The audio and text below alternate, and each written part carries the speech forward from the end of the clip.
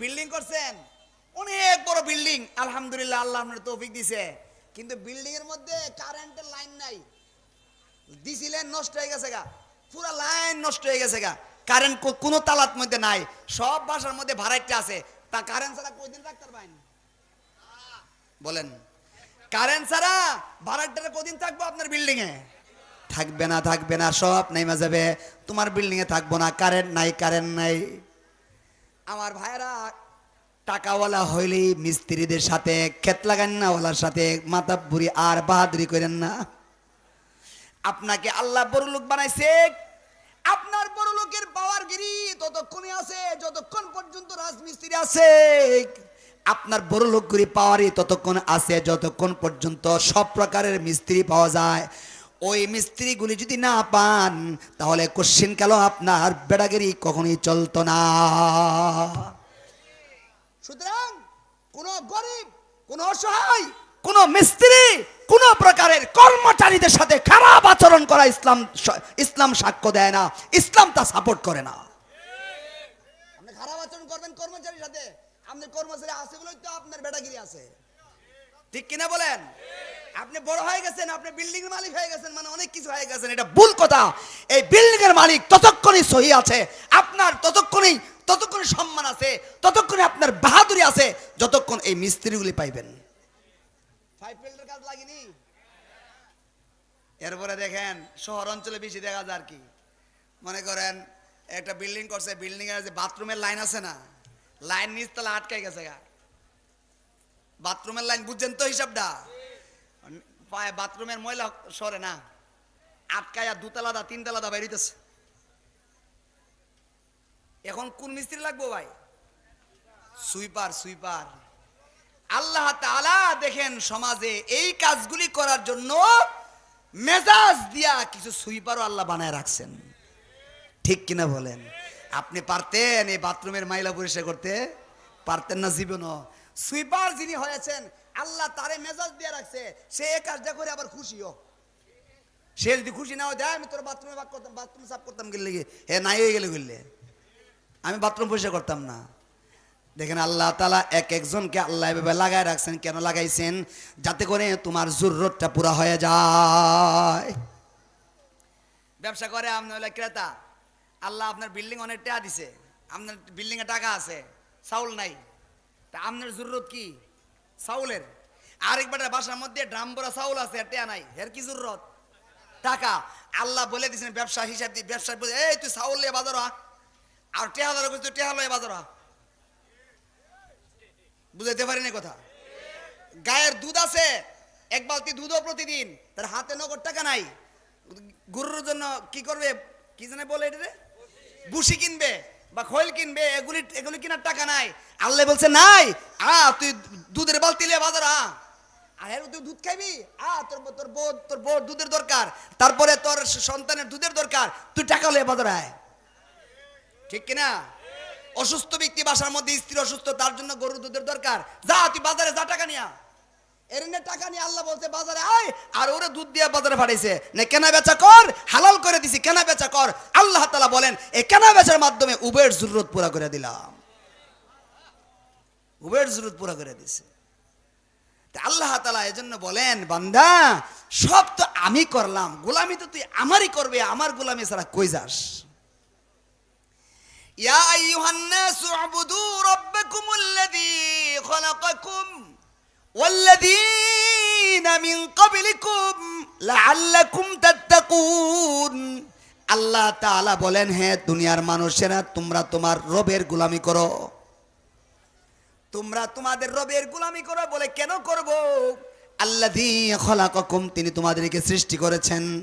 শুধু সৃষ্টি করেন নাই, তোমাদের যাবতীয় প্রয়োজনাদিগুলি আল্লাহ তাআলা তোমাদের জন্য রেডি করে রাখছেন। সুতরাং তুমি তোমার রবের গোলামি করো। রবের গোলামি ছাড়া পৃথিবীতে অন্য কোনো গোলামি করলে রব কোনোদিন তোমার ব্যাপারে সহ্য করবে না। এবার আল্লাহ তাআলা অন্য আয়াতে বলেন কুল আতিউল্লাহা ওয়ার রাসূল ফাইন তাওয়াল্লাউ ফাইন্নাল্লাহা লা ইউহিব্বুল কাফিরিন। এই আয়াতে আল্লাহ বলেন, আরো বিভিন্ন আয়াতে বলেন তুমি তোমার রবের গোলামি করবা, কি দিয়া করবা? নিজের মন গড়া মতো। নিজের মন করা মতো কোনো আবাদত করলে আমি আল্লাহর কাছে তা কবুল হবে না। মনে রাখবা, তুমি তোমার রবের গোলামি করবা। বলে কেমনে করব, কেমনে করব? রাসূল সাল্লাল্লাহু আলাইহি ওয়াসাল্লামের রেখে যাওয়া তরিকা দিয়া তুমি তোমার রবের গোলামি করবা। কোনো বাপদাদার তরিকা দিয়া, ব্যক্তিগত তরিকা দিয়া, নিজের মন মতো তরিকা দিয়া কোশ্চিন কালো রবের গোলামি করবা। এই গোলামি আল্লাহর আদালতে কবুল হবে না। গোলামি করবা রবের তরিকা দিয়া, রবের হুকুমগুলি রাসূলের তরিকা দিয়া গোলামি করো। রাসূল সাল্লাল্লাহু আলাইহি ওয়াসাল্লাম আল্লাহর যে হুকুমটা যেভাবে আদায় করেছেন, তুমিও রবের হুকুমটাকে ওইভাবে রাসূলের তরিকা দিয়ে আদায় করো। তাহলে এই আদায়টা, এই মানাটাই হাসরের ময়দানে আল্লাহর আদালতে নাজাতের জরিয়া হয়ে যাবে। এক্সাম্পল বলি, নামাজ পড়া কি গুনার কাম না সওয়াবের কাম? সওয়াবের কাম। নফল নামাজ পড়া কি সওয়াবের কাম। একদিন আলী রাদিয়াল্লাহু তাআলা আনহু ঈদগাহ, আপনারা দেখছেন নিট ইসলাম। তাগফিরুহু ওয়া নাস্তাহদিহ ওয়া নাউযু বিল্লাহি মিন শুরুরি আনফুসিনা ওয়া সাইয়্যাতি আ'মালিনা। من يهد الله فهو المهتد ومن يضلل فلن تجد له وليا مرشدا.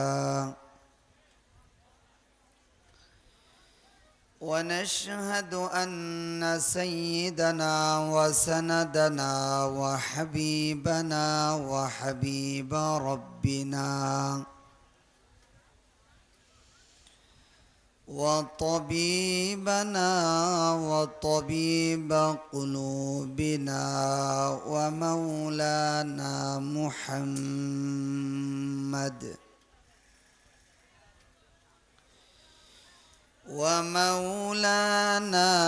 محمدا عبد الله ورسوله الذي بلغ الرسالة وأدى الأمانة ونصح الأمة وكشف الغمة وجاهد في الله حق جهاده حتى أتاه اليقين. فصلوات الله وسلامه عليه وعلى آله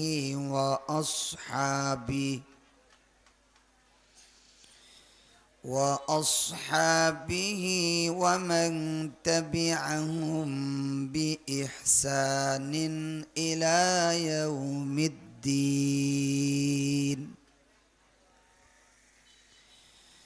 أما بعد فأعوذ بالله من الشيطان الرجيم. بسم الله الرحمن الرحيم.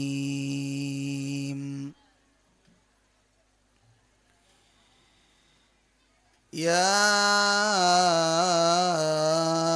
أيها الناس اعبدوا ربكم الذي خلقكم والذين من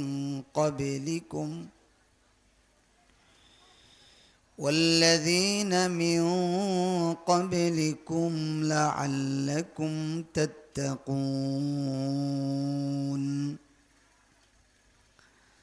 صدق الله مولانا العظيم. সকলে দুরূদ শরীফ পড়ি। اللهم صل على محمد وعلى آل محمد كما صليت على إبراهيم وعلى آل إبراهيم إنك حميد مجيد اللهم بارك على محمد وعلى آل محمد كما باركت على إبراهيم وعلى آل إبراهيم إنك حميد مجيد اللهم صل وسلم وبارك عليه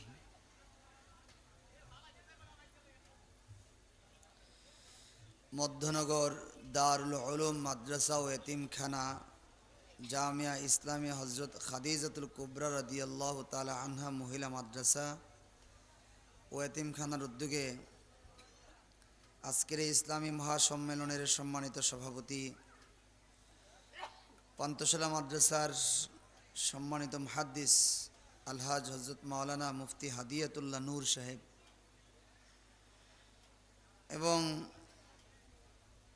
আজকের এই ইসলামী মহাসম্মেলনের প্রধান আকর্ষণ আওলাদে রাসূল সাল্লাল্লাহু আলাইহি ওয়াসাল্লাম আল্লামা সৈয়দ মওদুদ মাদানী দামাত বারাকাতুহুম শাইখুল হাদিস মাওলানা আব্দুল মান্নান সাহেব,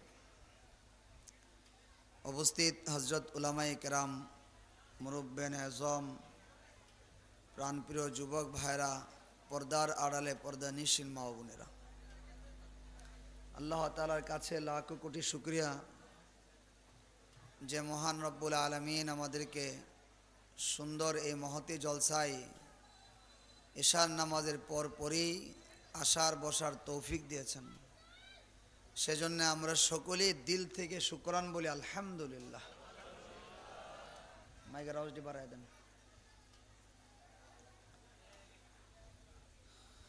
আমি আপনাদের সামনে কোরআনে কারীমের সূরাতুল বাকারা থেকে 3 নম্বর পৃষ্ঠা থেকে একখানা আয়াত তেলাওয়াত করেছি। আমি আমার নির্ধারিত সময়ে এই আয়াতের উপর কিছু কথা বলেই শেষ করব ইনশাআল্লাহ। আল্লাহ আমাকে কিছু কথা ইখলাসের সাথে বলার, আপনাদেরকেও আমলের নিয়তে শোনার তৌফিক দেন, সকলেই বলে আমিন। আমার কথার প্রতি সবার মনোযোগ আছে তো? আল্লাহ তাআলা আমার তেলাওয়াতকৃত আয়াতে বলেন, ইয়া আইয়ুহান নাস, যার শাব্দিক অর্থ হে মানুষেরা। নাস শব্দটি কোরআনে যেখানে ব্যবহৃত হয়েছে এর দ্বারা বেশিরভাগ উদ্দেশ্য হলো মক্কার কাফেররা। যতদিন রাসূল দুনিয়াতে জীবিত ছিলেন,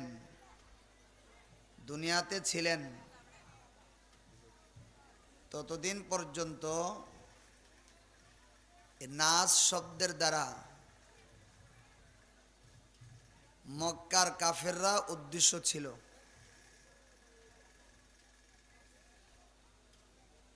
যদি ইয়া আইয়ুহান নাস দ্বারা মক্কার কাফেররা উদ্দেশ্য হয়, তখন পরের শব্দ উ'বুদু রাব্বাকুম, তোমরা তোমাদের রবের গোলামি করো, শাব্দিক অর্থ। কিন্তু নাস দ্বারা যখন মক্কার কাফেররা উদ্দেশ্য, তখন উ'বুদুর অর্থ ইবাদত না, তখন এর অর্থ দাঁড়ায় উ'বুদু রাব্বাকুম আই ওয়াহিদু রাব্বাকুম, তোমরা তোমাদের রবের একত্ববাদের বিশ্বাসী হও। কাফেররা যদি উদ্দেশ্য হয়, তাদের প্রতি তো আদেশ এটাই হবে, তাদের প্রতি তো ইবাদতের আদেশ হবে না, আদেশ হবে আল্লাহর একত্ববাদের বিশ্বাসী হও। কিন্তু যখন রাসূল দুনিয়ার থেকে চলে গেলেন, তখন থেকে নিয়ে কিয়ামত পর্যন্ত নাস দ্বারা সকলেই উদ্দেশ্য হতে পারে। সেই হিসাবে যদি আমরা নাচ দ্বারা মুসলমান মুরাদ নেই, উদ্দেশ্য নেই, তাহলে উবুদু রাব্বাকুমের অর্থ হবে তোমরা তোমাদের রবের গোলামি করো, ইবাদত করো। ইয়া আইয়ুহান নাস, এ মানুষরা, এ মুমিনরা, মুসলমানরা, যখন আপনি ইয়া আইয়ুহান নাস দিয়ে মুমিন মুসলমান বলবেন, তখন তার উদ্দেশ্য হবে উবুদু রাব্বাকুম, তোমরা তোমাদের রবের গোলামি করো।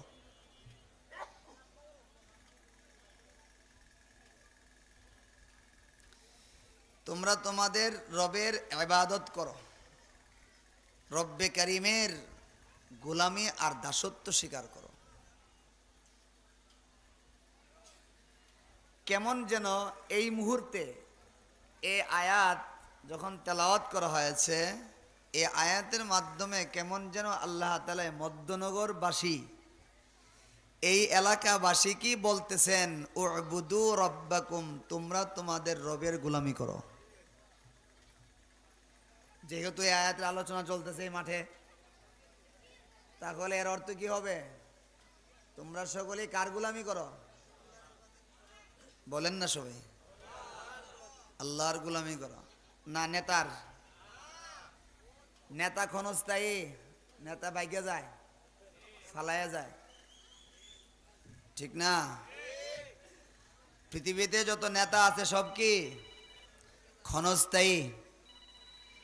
এই নেতাদেরকে ফেলায়া হয়তো আমরা যামুগা, আর নয় আমরা ফেলায় নেতা যাবগা। ইডিওই নীতি। নেতা দুনিয়াতে আছে, ফাতি নেতা দুনিয়াতে গেছে গা, এমন আছে না নাই?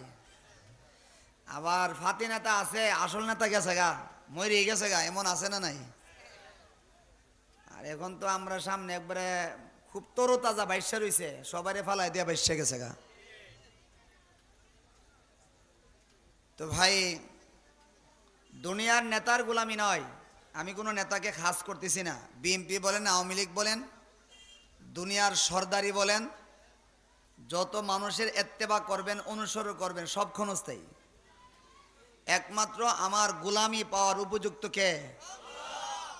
মসজিদে সেজদা করছেন, কারে করছেন? নেতারে দিছেন। আশুগঞ্জে যখন আমি খেদমত করতাম জেলে যাওয়ার আগে, এক লোক মসজিদের ভিতরে একা একা নামাজ পড়ে, যখন 3 সেজদা দেয়। কয় সেজদা দেয়? আমার কাছে কয়েকজনে নালিশ করছে, আমি বিশ্বাসই করছি না। এটা মুসল্লিরা আমার কাছে কয়, কিন্তু আমি বিশ্বাস করি না। 3 সেজদা আবার দিতে পারে নাকি? এই যে কত জীবন শুনছি না। তাও 2টা সেজদা দেয় পশ্চিম দিকে, আর 3 নম্বর সেজদাটা দেয় একটু অ্যাঙ্গেলে। পরে একদিন আমি যখন যে বেটা আমার কাছে বিচার দেয়, এবারটার কথা আমি বিশ্বাস করি না, দেখে এবারটা ভিডিও করছে। ভিডিও করে আমি তখন হজে আমার কাছে পাঠাইছে। হুজুর আপনার তো বিশ্বাস করেন না, নেন এবার পাইছি, আর ভিডিও করে আপনার কাছে পাঠাইলাম, এখন দেন কড়া দে। পরে দেখলাম না আছে, ওই 3টা দিতেছে, 2টা দেয় সামনাসামনি, আর একটু একটু এমনি বেহা হয়ে দেয়। পরে আমি মনে ভাবলাম তো আমি হজে তাই এলো, এবার লেবো মনে। আসলে ঘটনাটা কি? হুজুর, দুনিয়াতে ফিরসাব ছাড়া জান্নাতে যাওয়ার কোনো লাইন নেই। এর লাগি আল্লাহরে দিয়ে 2টা, আর একটু অ্যাঙ্গেলে আমার ফিরসাব বাড়ি এদিকে, এজন্য ফিরসাবটা দিয়ে একটা। আমরা সেজদা প্রতি রাকাতে কয়টা দিই ভাই? আমাদের সেজদার মালিক কে? আল্লাহ। ইন্না সলাতি ওয়া নুসুকি ওয়া মাহইয়ায়া ওয়া মামাতি লিল্লাহি রাব্বিল আলামিন।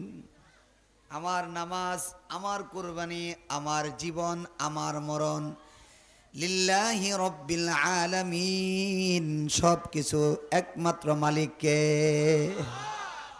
সব মালিক আল্লাহ। আচ্ছা ভাই, কেমন যেন আল্লাহ আমরারে কইছেন, ইয়া আইয়ুহান নাস, হে মধ্যনগরবাসী। যেহেতু ফরতাছে আয়াতটা এই জায়গায়, এজন্য আমি বললাম আর কি। ইয়া আইয়ুহান নাস, এই এলাকার মানুষ, উবুদু রব্বাকুম, তোমরা তোমাদের রবের গোলামি করো। কেমন যেন আপনারা জিগাইলেন, হুজুর রবের গোলামি কেন করতাম? কেমন যেন প্রশ্ন করছেন, হুজুর রবের গোলামি কেন করব? আল্লাহ উত্তর দেয়, আল্লাযী খলাকাকুম, তুমি তোমার রবের গোলামি কেন করবা? অন্য কোনো কারণ না, রব তোমারে বানাইছে। আল্লাযী খলাকাকুম, রব তোমারে বানাইছে, এজন্য তুমি তোমার রবের গোলামি করো। প্রশ্ন কেমন যেন আমার করলেন, হুজুর আল্লাহ রব কে আলে আমরারে বানাইছে, আমরা বাপ দাদার কাটা বানাইছে? আল্লাহ বলেন, ওয়াল্লাযীনা মিন ক্বাবলিকুম, শুধু তোমারে না, তোমার 14 পুরুষ যারা পিছনে গেছে, তোমার পূর্বপুরুষ যারা গেছে, তিনাদেরকেও যিনি বানাইছেন তিনি তোমার রব। তোমার ইবাদত পাওয়ার একমাত্র মালিক তিনি, তুমি তোমার গোলামি তার জন্যই করবে। তোমার বাবারে বানাইছে কেডা? তোমার দাদারে? আমি তো সব বানাইলাম, তুই গোলামি কার করবি? সবই তো আমি করলাম, তোমার এ টু জেড আমি বানাইছি। এক আয়াত আল্লাহ বলেন, এই তোররা যে বানাইছি বিশ্বাস না, হাল আতা আলাল ইনসান হিনুন, তোমার কাছে কি এমন একটা সময় গেছে না যে হাল আতা আলাল ইনসান হিনুম মিনাদ দাহর, দাহর মানে জমানা, তোমার উপরে দিয়ে জমানা এমন একটা গেছে না, ও যেই জমানাটার মধ্যে লাম ইয়াকুন শাইআম মাযকুরা, তুমি কিছুই ছিলে না। যার বয়স 50-52 বছর আগে আপনি ছিলেন নি? কি বলেন, ছিলেন? আল্লাহ কয় তুমি তো ছিলে না। ইন্না খলাকনাল ইনসানা, নিশ্চয় আমি বানাইছি তোমারে। কেমনে বানাইছি শুধুমাত্র আমি বলে দিলাম তোমারে বানাইছি এটা না, আল্লাহ বলেন মিন নুতফাতিন, এক ফোঁটা পানি থেকে তোমারে বানাইছি। আমি কত বড় কারিগর তুমি একটু খেয়াল করে দেখো, তোমারে আমি আল্লাহ কেমনে কেমনে বানাইছি। আল্লাহ বলেন সুম্মা জাআলনাহু নুতফাতান ফি করারিম মাকিন, আল্লাহ বলেন এক ফোঁটা পানি তোমারে কোথায় রাখছি? তোমারে বানাইবার লাগে এক ফোঁটা পানি রাখছি কোথায় তুমি জানো? সুম্মা জাআলনাহু নুতফাতান ফি করারিম মাকিন, মাকিন মানে জায়গা, করার মানে স্থির জায়গা, নিরাপদ জায়গা। কি জায়গা? নিরাপদ, পৃথিবীর সবচেয়ে নিরাপদ জায়গা কোনটা? কমায়ের পেট। ওই জায়গায় বাচ্চাদানির মধ্যে এক ফোঁটা পানি রাখছি, মা হাঁটে নড়াচড়া করে কোনো অসুবিধা হয় না, তোমার ওই জায়গাটা নড়ে না। মা বাড়া বান্ধে, তোমার অসুবিধা হয় না। মা যত কষ্ট করে, যতই কষ্ট করুক অসুবিধা হয় না। আল্লাহ বলেন ফি করারিম মাকিন, তোমারে পানি বললে এক ফোঁটা পানি এমন একটা নিরাপদ জায়গায় রাখছি, নড়াচড়া করে না, কোনো অসুবিধা হয় না। আল্লাহ বলেন নিরাপদ জায়গায় রাখছি। আর আমরা মা বোনরা বলে বাচ্চা ফেটে আইছে, আল্লাহ গো একটু হাঁটলিনে অসুবিধা হয়ে যায়, মায়ের গুচ্ছিত জায়গায় নিরাপদ জায়গায় আমি আল্লাহ রাখছি। থুম্মা খলাকনান নুতফাতা আলাকা, 40 দিন যাওয়ার পরে ওই এক ফোঁটা পানিকে আমি আল্লাহ জমাট রক্ত বানাইছি। ফাখলাকনাল আলাকাতা মুদগা, আরেক 40 যাওয়ার পরে ওই জমাট রক্তকে গোশতের টুকরা বানাইছি। ফাখলাকনাল মুদগাতা ইসামা, আরেক 40 যাওয়ার পরে ওই গোশতের টুকরাকে মেরুদণ্ডের হাড্ডি বানাইছি। ফাকাসাউনাল ইসামা লাহমা, ওই হাড্ডির উপরে তোমারে বানাইবার জন্য গোশত বিছায়া দিছি। এমন কারিগরি তোমারে করছি, গোলামি আমার করবা না কার করবা? এরপরে আল্লাহ বলেন সুম্মা সাওয়া ওয়া নাফাখা ফীহি মির রূহিহি ওয়া জাআলা লাকুমুস সামআ ওয়াল আবসারা ওয়াল আফইদা। রব্বে কারীম বলেন তোমারে বানাইবার জন্য আমি আল্লাহ তাআলা সাওয়া একটা ফর্মা বানাইছি। 4 মাসের মাথায় তোমার 340, 4 মাসের মাথায় একটা ফর্মা বানাইছি, ফর্মা ডাইস।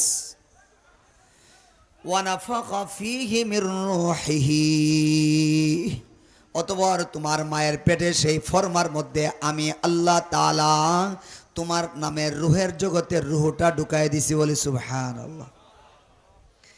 ওয়াজআলা লাকুমুস সামআ ওয়াল আবসারা ওয়াল আফইদা ওয়াজআলা লাকুমুস সামআ ওয়াল আবসারা ওয়াল আফইদা। আমার ভাইরা, আল্লাহ পাক রব্বুল আলামিন বলেন, এ দুনিয়ার মানুষেরা, ওয়াজআলা লাকুমুস সামআ ওয়াল আবসার। এই উঠেন কেন? এই বসেন, হুজুর বসেন।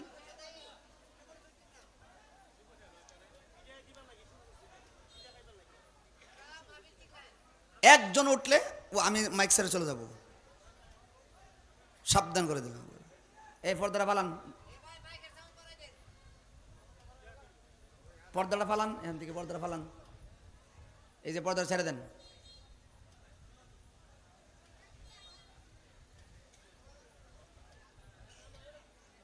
সাহাবায়ে আজমাইন রাসূলের দরবারে যখন বসে থাকতেন, রাসূল যখন কোরআন হাদিসে কথা বলতেন, তাদের মাথায় এসে পাখি বসতো, টের পাইতো না। বাস পিছনে যার নামে যাক, আমরা দেখার দরকার নাই, ঠিক আছে ইনশাআল্লাহ। বুড়া বেড়াদের কথা কইছি না, শয়তানের মাথা গরম হয়ে গেছে একবারে, এর মধ্যে একটা লাগাই দিছে ডিস্টার্ব করবার লাগি। আল্লাহ বলেন, ওয়াজআলা লাকুমুস সামআ ওয়াল আবসার। বান্দারে, আমি আল্লাহ তাআলা তোমাকে শোনার জন্য কর্ণ শক্তি লাগাইছি, ওয়াল আবসার, তোমাকে দেখার জন্য চক্ষু শক্তি লাগাই দিছি, ওয়াল আফইদাতা, তোমাকে বুঝার জন্য আকলে সালিম সুস্থ জ্ঞানের অধিকারী বানাইছি। আর কি করতাম? তুমি আমার গোলামি করো। এরপরে আল্লাহ বলেন, বান্দারে, তোমারে আমি আল্লাহ কেমনে বানাবো? চামড়াটা সাদা বানাবো না কালা বানাবো? তুমি লম্বা হইবা না খাটো হইবা? তুমি চিকন হইবা না মোটা হইবা? তোমার 20 আঙ্গুল থাকবে না একটা কম বা বেশি থাকবে? পৃথিবীতে আসার সময় তোমার 2টা হাত সচল থাকবে না একটা অচল হবে? তোমার 2টা চক্ষু দিয়ে তুমি দেখবা নাকি একটা দিয়ে দেখবা আর একটা বাতিল করে দেব? তুমি তোমার বডি কি সচল থাকবে না অচল করে দেব? আল্লাহ বলেন, হুয়াল্লাযী ইউসাব্বিরুকুম ফিল আরহামি কাইফা ইয়াশা। হুয়াল্লাযী ইউসাব্বিরুকুম ফিল আরহামি কাইফা ইয়াশা। রব্বে কারীম বলেন, হুয়াল্লাযী ইউসাব্বিরুকুম, তোমার রবকে কার গোলামি করবা তুমি জানো নি? হুয়াল্লাযী ইউসাব্বিরুকুম, তোমার রব হলেন যিনি ইউসাব্বিরুকুম, তোমাকে স্ট্রাকচার দাঁড় করাইছেন, একটা চেহারার আকৃতি দিছেন, তসবির মানে ছবি বানায় দিছেন। চোখটা কিভাবে বানাইলে তোমার সুন্দর লাগবো? নাকটা কোথায় রাখলে তোমার সুন্দর লাগবো? তোমার মুখটা কোথায় লাগাইলে কেমন লাগবে, সুন্দর লাগবে? আমি আল্লাহ তাআলা বলেন, ইউসাব্বিরুকুম ফিল আরহামি কাইফা ইয়াশা। তোমার মায়ের চাহিদা দিয়া নাম, তোমার বাবার চাহিদা দিয়া নাম, তোমার দাদা দাদি নানা নানির চাহিদা দিয়া নাম, ইউসাব্বিরুকুম ফিল আরহাম কাইফা ইয়াশা। আল্লাহ বলেন, আমি রব তোমারে যেভাবে বানাইতে চাইছি এভাবেই বানাইছি। দুনিয়ার কোনো চাহিদা দিয়া তোমারে বানাই নাই, আমি যেভাবে চাইছি ওইভাবে আমি আল্লাহ তোমাকে বানায়া পৃথিবীতে পাঠাইছি। আমার গোলামি করবে না, কার গোলামি করবে? সবটা আমি করে দিলাম। এই যুবক ভাই, তোমার চোখের মালিক তুমি না, মালিক কে? যে ব্যক্তি পেটের থেকে চোখ লয়ে আসে নাই, দুনিয়ার কোনো ডাক্তার তারে চোখ দিতে পারছেনি। যে মায়ের পেট থেকে জবানটা নিয়ে আসে না, এই পৃথিবীর কোনো ব্যক্তি তারে জবান দিতে পারে নাই, কথা বলতে পারে না। যুবক ভাইরা, এই পর্দার অন্তরে মা বোনেরা, আপনাদেরকে আমি 2-4 মিনিট কথা বলবো। এই যুবক ভাই, যুবতী বোনেরা শুনেন, আপনার সামনে চেহারায় চোখে মুখে আল্লাহ তাআলা যে নিয়ামত দিছেন, 2টা চোখ আল্লাহ তাআলা আপনাকে দিছেন, এই 2টা চোখের মালিক কিন্তু আপনি না, আপনি না। আল্লাহ চাইলে আজকে আপনার চোখের আলো নিয়ে যেতে পারে। যুবক ভাইরা, যে জবানটা দিয়া কথা বলো, যে জবানটা দিয়া মানুষের সঙ্গে কথা বলো, এই জবানটার মালিক তুমি না, তুমি না, তুমি না। স্ট্রক করায়া মুখের জবানটাও আল্লাহ মুহূর্তে নিয়ে যাইতে পারে। এ পর্দার অন্তরে যুবতী বোনেরা, তোমাদের ভাই হয়ে বলে যায়, শুনে রাখো, যে চেহারার মধ্যে সাজসজ্জা করে যুবকদেরকে আকৃষ্ট করার জন্য ঘর থেকে বাইর হও, চেহারার মালিকটা কিন্তু তুমি না, তুমি না। যে চুলগুলিতে তুমি শ্যাম্পু লাগায়া চুলগুলি উড়ায়া যুবকদেরকে দেখাইবার জন্য ঘর থেকে বের হইছো, মনে রাখবা এই চুলগুলির মালিক কিন্তু তুমি না। যে রবের দেওয়া ঠোঁটের মধ্যে লিপস্টিক মাখায় তুমি কাকে দেখাইবার জন্য ঘর থেকে বের হইছো, কার দেওয়া গলার মধ্যে চেইন লাগায়া, গলার হার লাগায়া কাকে দেখাইবার জন্য তুমি ঘর থেকে বের হইলা, তোমার কাকার দেওয়া গলার সুন্দর কণ্ঠের ভয়েসটা, কণ্ঠের আওয়াজটা, সুন্দর আওয়াজটা তোমার রবের দেওয়া, কার দেওয়া আওয়াজটাকে তুমি কোথায় ব্যবহার করতেছো? পর্দার অন্তরে মা বোনেরা মনে রাখবেন, হাসরের ময়দানে আল্লাহর আদালতে আপনার অঙ্গ প্রত্যঙ্গ আপনার বিরুদ্ধে অবস্থান নেবে। আপনার গায়ের চামড়াটা আল্লাহর কাছে আপনার ব্যাপারে বিরুদ্ধে অবস্থান নেবে। যুবক ভাইরা রে, জীবনটা এমনভাবে বানাও যাতে করে তুমি হাইটা যাও, পিছন থেকে মানুষ তোমাকে অনেক ভালো বলবে। তুমি তোমার জীবনটাকে এমনভাবে সাজাও। এ আমার মুরব্বী বাবারা, যুবক ভাইরা, জীবন এমন ভাবে বানায়েন না, এমন ভাবে বানায়েন না দুনিয়াতে মরে গেছেন, চলে গেছেন, আর আড়ালে দাঁড়ায় দাঁড়ায় মানুষ একে অপরে দাঁড়ায় দাঁড়ায় বলে মরছে, ভালো হয়েছে। যদি আপনার মৃত্যুর পরে মানুষে আড়ালে দাঁড়ায় দাঁড়ায় কথা বলে, মনে রাখবেন আপনার জীবনটা কিন্তু সুন্দর জীবন ছিল না। আপনি দুনিয়াতে মারা গেছেন, নীরবে নীরবে মানুষ কয় ঘুষখোরটা মারা গেছে, এমন কথা যদি বলে, মনে রাখেন এই জীবনটা কিন্তু আপনার ভালো ছিল না। যদি আপনি দুনিয়াতে চলে গেছেন, মানুষ আপনাকে পিছন থেকে বলে লোকটা সুদখোর ছিল, সুদখোরটা মারা গেছে, ভালো হয়েছে, তার যন্ত্রণায় এলাকার মানুষ ভালো থাকতে পারে নাই। কাজ্জাখোরটা মারা গেছে, এই এলাকার এই দুষ্ট লোকটা মারা গেছে, ভালো হয়েছে, আমরা দুষ্টামির থেকে বাঁচলাম। এমন কথা যদি পিছন থেকে মানুষ বলে, মনে রাখবেন আপনার জীবন কিন্তু ভালো ছিল না। এ যুবক ভাই, তুমি তোমার জীবনটাকে এমন ভাবে বানাও, তুমি হাইটা যাইবা, পিছন থেকে মানুষ তোমাকে লক্ষ্য করে বলবে, এই যে যুবকটা আমাদের এলাকার গর্ব, এই ছেলেটা আমাদের এলাকার একটা ভালো ছেলে, এই ছেলেটা আমাদের এলাকার একটা সোনার ছেলে, লেখাপড়া যেমন ভালো, তার আখলাক চরিত্র অনেক ভালো। তুমি তোমার জীবনটাকে এমন ভাবে সাজাও, পিছনে যেন তোমাকে মানুষ ভালো বলে। মুরব্বীগুলি একদিন থাকবে না রে যুবক, একদিন এই যুবক মুরব্বীর জায়গায় তোমাকেও সমাজের দায়িত্ব নিতে হবে। তুমি তোমার জীবনটাকে এমন ভাবে বানাও যাতে করে পরবর্তী জেনারেশন তোমাকে মুরব্বী হিসাবে স্বীকৃতি দেয়া দে। এ যুবক ভাই, তুমি তোমার জীবনটা এমন ভাবে বানাও না, তুমি হাইটা যাইতেছো আর পিছন থেকে মানুষ বলে ওই যে ইয়াবা খুর যায়, কি খুর যায়, ট্যাবলেট খুর। তুমি তোমার জীবনটা এমন ভাবে বানাও না যে হাইটা যাইবা মানুষ পিছন থেকে বলবে যে ওই যে গাঞ্জা খুঁটটা যায়। তুমি তোমার জীবনটা কেমন ভাবে বানাও না, তুমি হাইটা যাইবা মানুষ তোমাকে বলবে ফেন্সি খুর যায়, ইয়াবা খুর যায়, গাঁজা খুর যায়, মদ খুর যায়। তুমি তোমার জীবনটাকে এমন ভাবে বানাও না যেমন ভাবে বানাইলে মানুষ তোমাকে পিছন থেকে বখাটে বলে, দুষ্ট বলে, এই জীবনের কোনো মূল্য নাই। আমার ভাইরা, অনেক জায়গায় এমন আছে মারা মরে যাওয়ার পরে জানাজার মারে গিয়া জিজ্ঞাসা করে লোকটা কেমন আছিন, শুনছেন এমন কথা, লোকটা কেমন আছিন, সবাই মিলে কি কয়, সুদখোরও কিন্তু তখন বালা কোন লাগে। আপনি হারে কইবেন যে সুদখোর আছেন, কেন কি কইবেন? এই ভালো বলাটা ভালো না, এই ভালোটা আপনারা জান্নাতে নিবে না। জানাজার মারে ঘুষখোরও বালা, সুদখোরও বালা, গাঞ্জাখোরও বালা, যে ময়রা ওখানে যা, যার ব্যাপারে জিগা, সবাই কি কয়, বালা। এই জায়গার ভালো কিন্তু আসল ভালো না। রাতের আধারে মুড়ে মুড়ে দোকানে দোকানে একা একা ডবলে ডবল মানুষ যদি পিছনে পিছনে তোমাকে ভালো বলে, এটাই হলো আসল ভালো। তুমি সারা জীবন মানুষের হক নষ্ট করে বেড়াইছো, আর তোমাকে এখন এসে মানুষ কয় ভালো আছেন, এই ভালো তোমাকে কোনো ফায়দা পৌঁছাবে না। আসেনি ঘুষখোর, ঘুষখোররে কি কয় জানাজা মাঠে কি কয়? এই ভালো হয়ে আজকে ফাঁপে লাইব, ঘুষের টেহা দিয়া যা, ঠিক কিনা কন? সুদ খাওয়া কি? কেউ আসতে গেলেন কে রে? সুদ খাওয়া কি বলেন?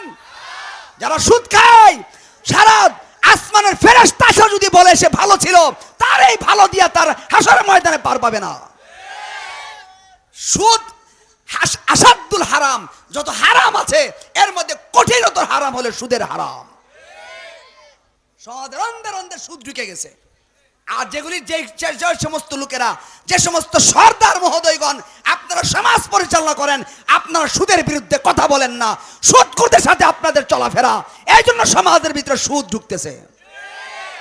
আপনারাও হাসরের ময়দানে জবাব দিতে হবে, হাসরের ময়দানে আপনারাও জবাব দিতে হবে। একটা গ্রামে যদি কোনো খাওয়ানো হয়, যে 10টা লোকের বাচ্চা বাচ্চা দাওয়াত দে, মুরব্বী এরাই মুরব্বী, ঠিক কিনা বলেন? যেই 10টা লোকের বাচ্চা বাচ্চা এই এলাকায় এই করতে একজন, এই করতে একজন দাওয়াত দে, বোঝা গেল আপনি এলাকার মুরব্বী, আপনার কথাই চলে, আপনারা দাওয়াত দিল গেলে সবাই বাদ দিয়ে আপনার কইলে করে, বুঝা গেল আপনার এরা মানে সমাজ মানে।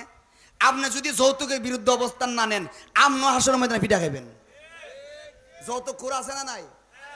যৌতুকের বিরুদ্ধে অবস্থান কেন করেন না আপনি মুরব্বী হায়া? সব হুজুররা কইব না, সব হুজুরা মসজিদের মিম্বর থেকে আর মাহফিল থেকে যৌতুক হারাম শুধু আমরাই বলবো, আর আপনারা কানসু করবেন। বাস্তবায়ন করতে হবে সর্দারগণ। যৌতুক হারাম না হালাল, এটা বাস্তবায়ন কি আমরা হুজুর রায়া ফিজায়া করবো না এলাকার সর্দার রায়টা বাস্তবায়ন করবেন? সর্দাররা বাস্তবায়ন করতে হবে। সুদ হারাম না হালাল, এই সুদের হারাম বাস্তবায়ন করবে কি আমরা হুজুর রায়া করবো না আপনারা করবেন? লাড়ি লইলে আমরা রুলে লাড়ি রেখে হুজুর আমরা চাকরি করলাম না, যান আমরা ইমামতি গেছে, ঠিক কিনা কন? আমরা দায়িত্ব হলো মসজিদে মিম্বর থেকে হারাম বলে দেব। আমরা দায়িত্ব হলো কাদিয়ানি কাফের এই কথাটা মসজিদের মেহরাব থেকে বলে দেব। আমরা বলে দেব মসজিদের মিম্বার থেকে সুদ খাওয়া হারাম, ঘুষ খাওয়া হারাম, কাজ্জা করা হারাম, মিথ্যা কথা বলা হারাম, এই সমস্ত কথাগুলি কোরআন হাদিস দিয়ে আমরা মসজিদের মিম্বর থেকে বলে দেব। আর এই গল বলে দেওয়া হারামগুলিকে সমাজ থেকে দূর করার দায়িত্ব হলো এলাকার মাতব্বর আর সর্দারদের। আর নয় হাসরের ময়দানে আমরা আল্লাহর কাছে বলবো, আল্লাহ হারামটাকে হারাম বলছিলাম, আমার যতটুকু দায়িত্ব ছিল আমি বলে দিয়ে গেছি, কিন্তু তারা বাস্তবায়ন করে নাই।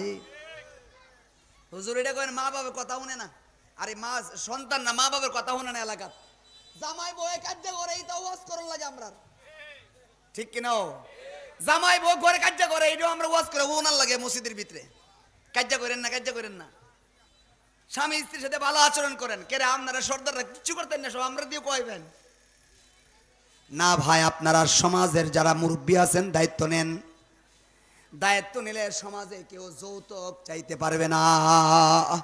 যদি 10 জন মানুষ, যদি 10 জন মুরব্বী যদি সমাজের নেতৃত্ব দেনেওয়ালা যদি দাঁড়ায় যান আর সবাই কিনে বলেন আমাদের মধ্যনগরের কোনো ছেলেকে বিবাহ করাইবার সময় যৌতুক আনা যাবে না, যৌতুক আনা যাবে না, যদি যৌতুক আনো তোমার ছেলের বিয়ায় আমরা যাব না, এমন ভাবে যদি অবস্থান নেওয়া যায়, ইনশাআল্লাহ মধ্যনগর থেকে যৌতুক হারামের বাস্তবায়ন শুরু হবে, ঠিক কিনা? আপনারা হারামটারে বাস্তবায়ন করে দেন, হারাম বুঝাইয়া দেন এটা হারাম। কষ্ট পাইলেন না? আবার হুজুরে আনছিলাম কি এই কথা কইতো আমরা রে? আমার ভাইরা শুনেন, এ যুবক ভাইরা তোমাদেরকে বলি, যুবক ভাই ফিরে আসো, ফিরে আসো, রবের কাছে ফিরে আসো। রব ছাড়া তোমার কেউ নাই, কেউ নাই, কেউ নাই, কেউ নাই। কার সাথে তুমি চলো? তুমি তোমার জীবনটাকে এমন ছেলের সাথে চলাফেরা করাইও না যার সাথে চললে তোমার মুখের মধ্যে সিগারেট আওয়ার সম্ভাবনা আছে। এই ছেলেটার সাথে তুমি চললো না, যার সাথে চলার কারণে তোমার মুখের মধ্যে ইয়াবার ট্যাবলেট আসতে পারে, এমন ছেলের সাথে তুমি চললো না, আল্লাহর হস্তে চললো না। সামাজিকতা বজায় রাখো, হৃদ্যতার সঙ্গে তার সাথে চইল না। এমন ছেলের সাথে চলা যাবে না যার সাথে চললে আমার আদর্শ নষ্ট হয়ে যাবে, চলা যাবে না, নিষেধ। যুবক ভাইরাদেরকে বলি, এ মুরব্বী বাবাদেরকে বলি, কবি নজরুলের সেই কথা, যেদিন তুমি এসেছিলে ভবে কেঁদেছিলে তুমি, হেসেছিল সবে, এমন জীবন করো হে গঠন, মরিলে হাসিবে তুমি কাঁদিবে ভুবন। যেদিন তুমি এসেছিলে, ভব মানে পৃথিবী, যেদিন তুমি এসেছিলে ভবে কেঁদেছিলে তুমি, হুয়া হুয়া করে কাঁদছিলা, তোমারে পায়া তোমার আম্মাও খুশি, তোমার আব্বাও খুশি, তোমারে পায়া তোমার দাদা দাদিও খুশি, মিষ্টি খায়া খুশি, আকিকা করে খুশি। যেদিন তুমি এসেছিলে ভবে কেঁদেছিলে তুমি, হেসেছিল সবে, এমন জীবন করো হে গঠন, মরিলে কবরে যায়া জান্নাতের সুসংবাদ পায়া হাসিবে তুমি, আর তোমারে হারায়া এলাকাবাসী কাঁদিবে ভুবন। সবাই তোমার জন্য চোখের পানি ফেলাবে আর বলবে, হায় হায় আমাদের এলাকার একটা সোনার মানুষ চলে গেছে। তোমাকে হারায়া সবার চোখের পানি ফেলাবে, আর তুমি কবরে যায়া হাসি খুশিতে কবরে থাকবা। এমন জীবন বানাও যে জীবন দিয়ে পরকালে তোমার শান্তি আসবে, এমন জীবন তুমি গঠন করো। পারবো না ইনশাআল্লাহ? আল্লাহ বলেন, বান্দা তুই আমার গোলামি কর, অন্য কারো গোলামি করিস না, করিস না, রবের গোলামি কর, রবের গোলামি কর। আল্লাহ বলেন, আমি কি তোরে শুধু তোমারে আমি বানাইছি, তোমারই বানাইছি না আরো কিছু করছি? রব তো এতক্ষণ বললেন তোমারে বানাইছি, তোমার বাবারে বানাইছি, এমনি এমনি বানাইছি, তোমার আগে তুমি বানিয়েছিলা, এরপরে তুমি রক্তের পিণ্ড হইছো, এরপরে তুমি গোশতের টুকরা হইছো, এরপরে তোমার হাড্ডি বিছাই দিছি, হাড্ডির উপরে গোশত বিছাইছি, তারপরে তুমি ফর্মা হইছো, কান লাগাইছি, চোখ লাগাইছি, আকলে সালিম লাগাইছি, সব কিছু কই না তোমারে স্ট্রাকচার দাঁড় করে দুনিয়ার বুকে মায়ের পেট থেকে তোমাকে দুনিয়াতে আইনা দিছি। শুধু তাই না, তাই না, এই দুনিয়ার মানুষেরা, আমি আল্লাহ তোমাকে শুধু বানায়া চাইরা দেই নাই, বরং তোমার মরণ পর্যন্ত যতদিন পৃথিবীতে থাকবা, যতদিন তুমি আছো ততদিন পর্যন্ত তোমার জীবন চলার পথে যা যা লাগে আমি আল্লাহ সব তোমার জন্য ব্যবস্থা করে দিছি। সুবহান। এই জন্য পরে আয়াত আল্লাহ বলেন, আল্লাযী, এ রবের গোলামি কর, কর। কোন রব? আল্লাযী, যিনি জাআলা লাকুমুল আরদা, যিনি তোমাদের কল্যাণের জন্য জমিনটারে ফিরাশা, বিছনার মতো বানায় দিছে। সুবহান। যিনি তোমার চলাফেরার জন্য তোমার জমিনটারে কি বানাই দিছে? বিছানা। আরেক জায়গায় বলেন, আল্লাহু আল্লাহু জাআলা লাকুমুল আরদা বিসাতা। এক জায়গায় বলে বিসাতা, আর যে বলছে ফিরাশা, দুটোর অর্থ একই, বিছানা। বিছানা বানাই দিছি তোমরা জমিনটারে। শুধু কি তাই, আমি রব হিসাবে আসমানকে আমি আল্লাহ তাআলা ছাদ বানাই দিছি। কি বানাই দিছি? ছাদ। কেমন ছাদ? আটলে খুঁটি লাগিনি গায়। এই যে ঘরবাড়ি বানাইতেছেন, খুঁটি মুটি পড়ছে কোথাও? জমিনের মধ্যে কারেন্টের তার গেলে ঠেকাই তারেননি, খুঁটি বসাইলে বসাইলা, সরকার বসাইলে যে আপনার জমিন নিচে গা। এই জমিনের মধ্যে খুঁটি গেলে জমিন আর কোনো কাজ করা যায় না, স্বাধীনতার সাথে কাজ করা যায় না, গড় বান্ধি বা গড়টার উঠান যায় না, মাটি ফেলানো যায় না। সারা দুনিয়া যত বড় আল্লাহ আসমান বানায়, যদি খুঁটি লাগতো জমিন আর সোলার জায়গায় পেলে নিল না। ঠিক কিনা কন? এই জন্য আল্লাহ বলেন, মিন গায়রি আমাদিন তারাউনাহা, এমন ছাদ বানায় দিছি যে ছাদের কোনো খুঁটি নাই। সুবহান। এই যে একটা সাইমানা লাগাইছে, কটা খুঁটি লাগছে? 15-20টা হইতো না? 15-20টা খুঁটি লাগাইছে। আল্লাহ কয়, আমি এত বড় একটা আসমান বানাইছি যে আসমানের কোনো খুঁটি নাই। আল্লাহর আসমানটা কত বড়! এখনো পর্যন্ত বৈজ্ঞানিক বিজ্ঞান দিয়েও আল্লাহর আসমানের এরিয়া খুঁজে পায় নাই, এত বড় আসমান।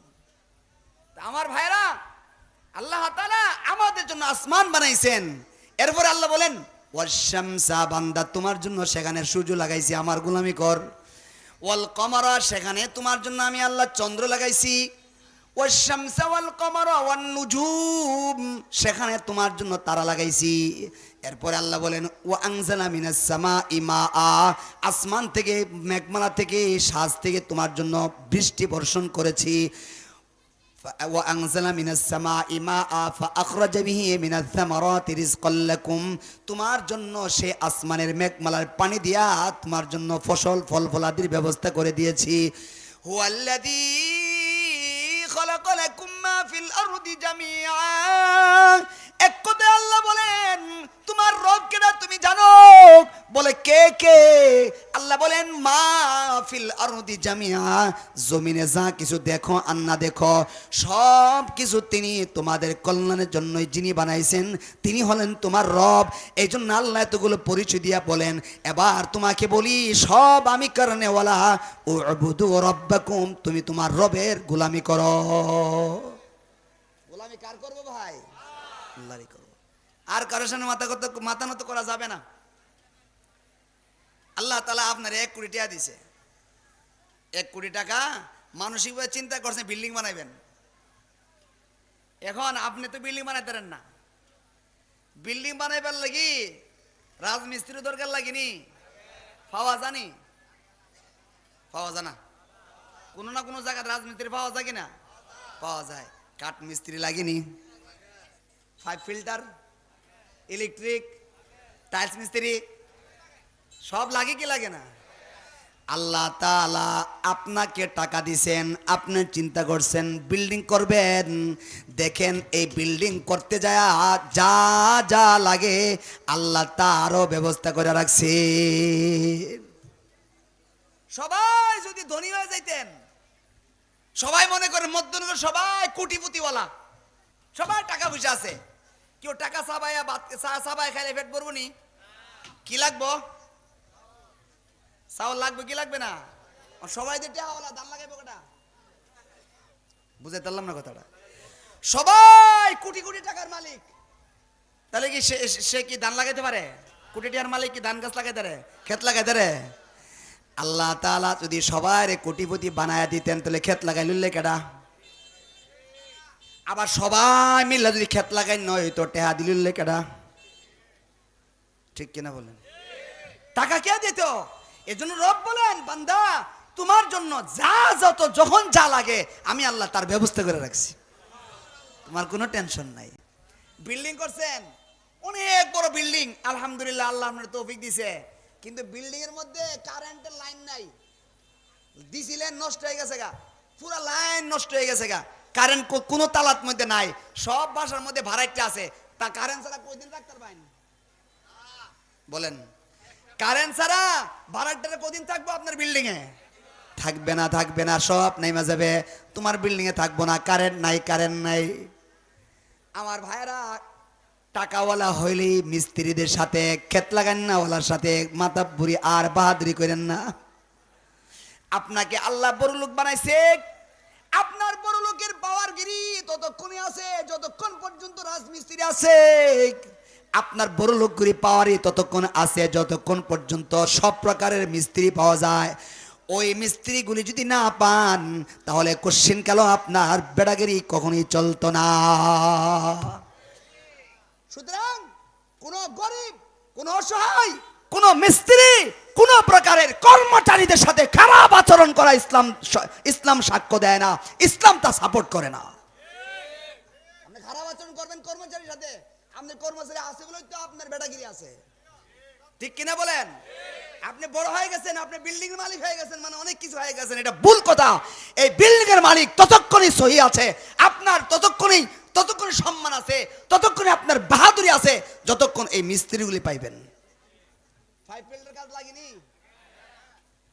এরপরে দেখেন শহর অঞ্চলে বেশি দেখা যায় আর কি, মনে করেন একটা বিল্ডিং করছে, বিল্ডিং এর যে বাথরুমের লাইন আছে না, লাইন নিচতলা আটকে গেছে গা, বাথরুমের লাইন বুঝছেন তো হিসাবটা? বাথরুমের ময়লা সরে না, আটকায়া 2 তলা দা 3 তলা দা বেরিতেছে। এখন কোন মিস্ত্রি লাগবো ভাই?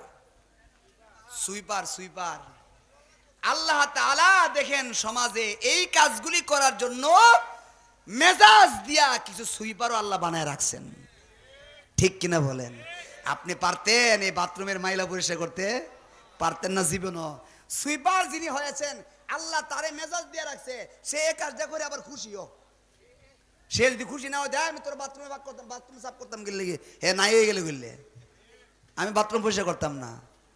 দেখেন আল্লাহ তাআলা এক একজনকে আল্লাহ এভাবে লাগায় রাখছেন। কেন লাগাইছেন? যাতে করে তোমার জরুরতটা পুরা হয়ে যায়।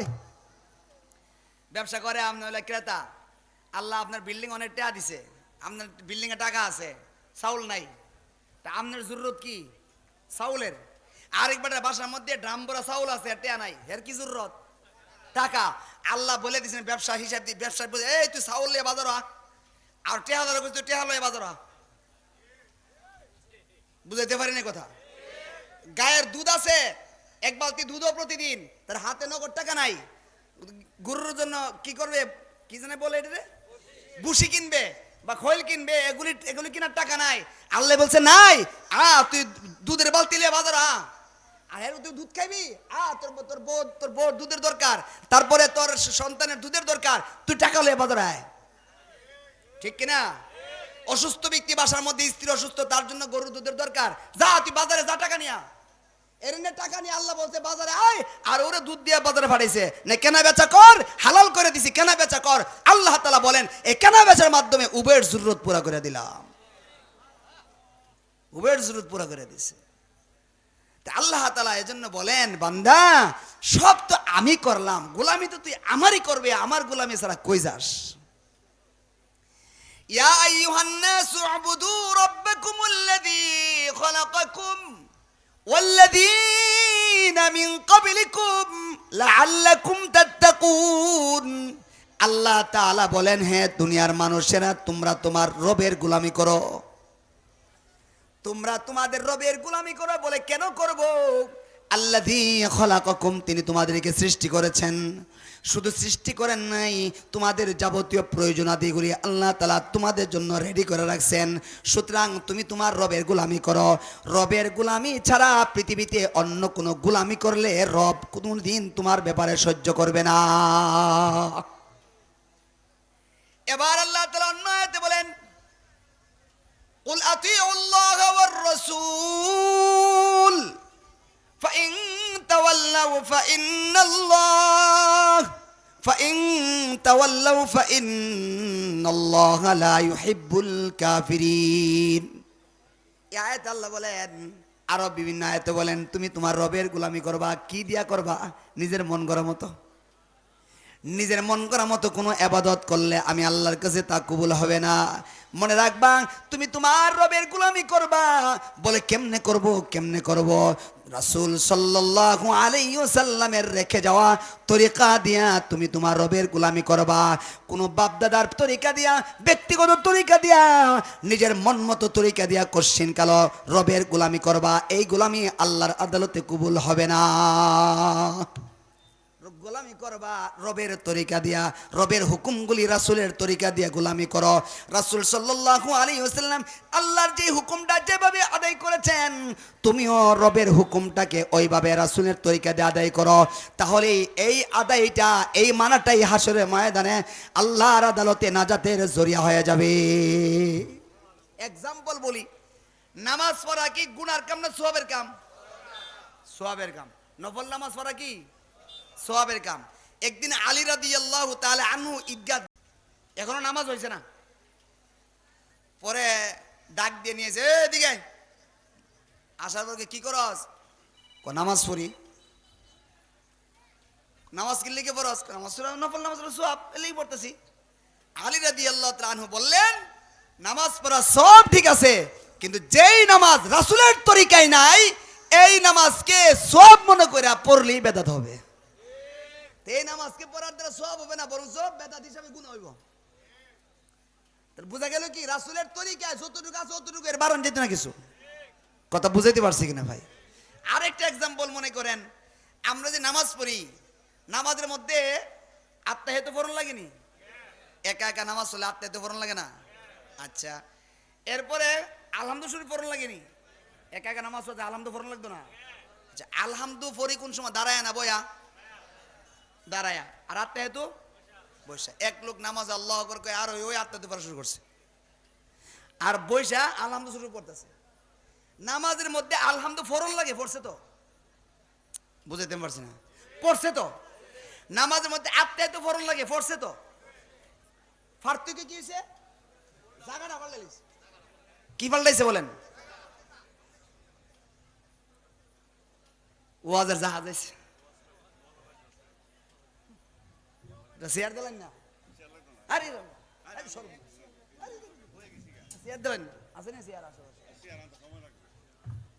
তো, খারাপ দেওয়া যেত তো ভাই। আলহামদু নামাজের ভিতরে ফরন লাগে পড়ছে, আত্মায় তো ফরন লাগে পড়ছে, শুধু পার্থক্য কি? জায়গা পাল্টে লিছে। কি পাল্টে লিছে? আচ্ছা, নামাজটা হবে কি হবে না? বড় জোর লাগবো না? আপনি বোতল দিতে পারবেন? নামাজ হয়েছে কেন হয়েছে না? জায়গা পাল্টে লিছে। আল্লাহ রসুল সাল্লাল্লাহু আলাইহি ওয়াসাল্লাম যেভাবে শিখাইয়া দিয়ে গেছেন এভাবে হয়েছে না। আলহামদু পড়ছে, পড়ার জায়গা ছিল দাঁড়ায়া, পড়ছে বয়া। আত্তাহিয়াতু জায়গা ছিল বসে পড়া, এটা পড়ছে দাঁড়ায়া। পড়ছে ঠিক, কিন্তু নামাজ হবে না। কেন? অন্য বড় কোনো কারণ নাই, রাসূলের তরিকাকে পাল্টাইছ, এজন্য তোমার নামাজ হবে না। এটা যেমন বুঝছেন, তরিকা পাল্টানোর কারণে, জায়গা পাল্টানোর কারণে, রাসূলের শিখানো পন্থাকে পাল্টিয়ে দেওয়ার কারণে নামাজ হয় নাই, ঠিক এমন ভাবে সারা পৃথিবীতে যত কোরআন হাদিসের আমল আছে, পরিবর্তন করলে, উল্টা পাল্টা করলে আপনার আমল বাতিল হয়ে যাবে, আমল কবুল হবে না। এই জন্য আমার ভাইয়েরা, যত গোলামি করব কার তরিকা দিয়া? রাসূলের তরিকা না ফির সাহেবের তরিকা? ফির সাহেবের কোন নিজস্ব তরিকা আছে নাকি? ওই যে 3 সাজদা, ওই দিকটা কইছিলাম, ফির সাহেব বললো 3 সাজদা, আরেক সাজদা দে নামাজের মধ্যে। নাউজুবিল্লাহ। আমি ভিডিও না দেখলে জীবনে বিশ্বাস করলাম না। আমার ভাইয়ের, আসুন আমরা আমাদের ইবাদতগুলি করি একমাত্র কার জন্য করব? আল্লাহর জন্য করব। আজকের মাহফিল থেকে যদি আমরা এই শিক্ষা নিতে পারি, আমরা মধ্যনগর এবং তার পার্শ্ববর্তী এলাকার মানুষ যদি আমরা নিতে পারি যে আজকে থেকে নিয়ত করলাম আর নামাজ ছাড়তাম না। এই নামাজের মধ্যে সবচেয়ে বড় গোলামি, বলেন নামাজের মধ্যে কি সবচেয়ে বড় গোলামি? আপনি এই দাঁড়াইছেন, চেয়ারম্যান সাহেব, মেম্বার সাহেব, এমপি সাহেব, নামাজের কাতারের মধ্যে দাঁড়ানোর সাথে সাথে সব অহংকার শেষ। বুঝাইতে পারলাম না কথাটা? নামাজের কাতারের মধ্যে কি এমন আছে চেয়ারম্যান সাহেব আদাত সামনে দাঁড়াইবো, মেম্বার সাহেব আদাত, এমপি সাহেব একাত, কাতারের মধ্যে সব সমান। রাজমিস্ত্রিও আছে, কাঠমিস্ত্রিও আছে, সুইপারও আছে, এলাকার কর্মচারীও আছে, কর্মকর্তাও আছে। নামাজের কাতারে দাঁড় করায় আল্লাহ শিখাইয়া দিছেন, আমার সামনে কোনো বাহাদুরি আর বরত্বতা নাই। যতক্ষণ তুমি চেয়ারে ছিলা ততক্ষণ চেয়ারে মাসআলা, যতক্ষণ তুমি পদের জায়গায় ছিলা পদের মাসআলা। যখন নামাজ পড়তে আসছো, কাতারে দাঁড়াইছো, এখন আমার কাছে সবাই সমান। এই কাতার দিয়ে কত বড় নসিহত করতেছে আমরা রে। অহংকার করিস কে? কাতারে সব সমান, আমি আল্লাহর কাছে সব সমান। এই যে দেখেন, আমার অহংকার মুক্ত বানানোর চেষ্টা করতেছে কাতারটা, শুধু এর মধ্যে নামাজ শুরু করছি না, কাতারে আমার অহংকার মুক্ত বানানোর চেষ্টা করতেছে। তারপরে যখন আপনি খুব অনুনয় বিনয় করে, হ্যাঁ, খুশুর সাথে আল্লাহু আকবার বললেন, দাঁড়াইলেন মাথাটা নিচু করে, কেউ মাথা নিচু করে আর কোনো দাঁড়ানি আপনি? এ নামাজ ছাড়া এভাবে কোথাও দাঁড়ানার? এই কত বড় বিনয়ী বলেন তো। রবের সামনে আমি বিনয়ী হয়ে গেলাম, রবের সামনে আমি আমাকে শেষ করে দিলাম, রবের কাছে বলে দিলাম, আল্লাহ আমার কিছুই নাই, তুমি সুবহানাক আল্লাহুম্মা, আল্লাহ তোমার পবিত্রতা গুণ গাই বর্ণনা করতেছি, ওয়া বিহামদিকা ওয়া তাবারাকা ইসমুকা ওয়া তাআলা জাদ্দুকা ওয়া লা ইলাহা গায়রুক, সমস্ত সব প্রশংসা তোমার, বরত্বতা তোমার, সব কিছু তোমার, আমার কিছুই না। মাথাটা নিচু কইরা একটু বিনয়ের সাথে দাঁড়ায়া সব বলতেছে, আল্লাহ সব তোমার, আমার কিছু নাই, আমার কিছু নাই, আমার কিছু নাই। এরপরে আউযু বিল্লাহি মিনাশ শাইতানির রাজিম, বিসমিল্লাহির রহমানির রহিম, আলহামদু শরীফ পড়তেছি, আলহামদুলিল্লাহি রাব্বিল আলামিন। প্রশংসা করে আয়াতটা পড়ছেন, আল্লাহ কই সব জানতে আমারে কইয়া দিলে যা, আমিও বলে দিলাম ফেরেশতাদের সামনে রাইখা, হামিদানি আব্দি, এই ফেরেশতারা শুন আমার বান্দা নামাজ দাঁড়ায় আমার প্রশংসা করতেছে। আমার ভাইয়েরা, নামাজকে যদি আমরা ভালোভাবে পড়ি, দেখবেন নামাজের মধ্যে সবচেয়ে বড় গোলামি আমার শিখা হয়ে যাবে। পারবো না ইনশাআল্লাহ? বিনয়ী, এই সাজদাত পড়ে রইছি, রুকুত পড়ে রইছি, আবার মাথা নিচু করে বসে রইছি, এই সবগুলি আমাকে আল্লাহর গোলামি শেখাচ্ছে, আল্লাহর সামনে আমাকে নত হওয়া শেখাচ্ছে। এভাবে যে জীবনটারে বানাইতে পারি, হাসরের ময়দানে নাজাত একবারে সহজ, আল্লাহ বলে দিয়েছেন লাআল্লাকুম তাত্তাকুন, তুমি রবের গোলামি করবা। কেন কেন কেন? আরেকটা কারণ কি গো, লাআল্লাকুম তাত্তাকুন, যাতে করে তুমি জাহান্নামের আগুন থেকে বেঁচে যাও। সুবহান, রবের গোলামি কেন করো? ফায়দা কি? লাআল্লাকুম তাত্তাকুনা মিনান নার, যাতে তোমরা জাহান্নামের আগুন থেকে বাঁচতে পারো, মুত্তাকি হয়ে যেতে পারো। আমি রবের গোলামি করি, এই জন্য বলছি জাহান্নাম থেকে বেঁচে তুমি জান্নাতি হয়ে যাইবা।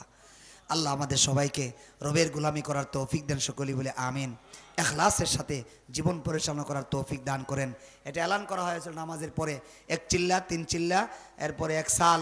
যাদের সাথী যারা আছেন, আগামীকাল আগামীকাল জুড় হবে। 1 চিল্লার সাথী কে কে আছেন এখান দেখি? 1 চিল্লা 3 চিল্লা কারা কারা আছেন দেখি, হাত উঁচু করেন তো। কতজন আছেন 1 চিল্লা 3 চিল্লা?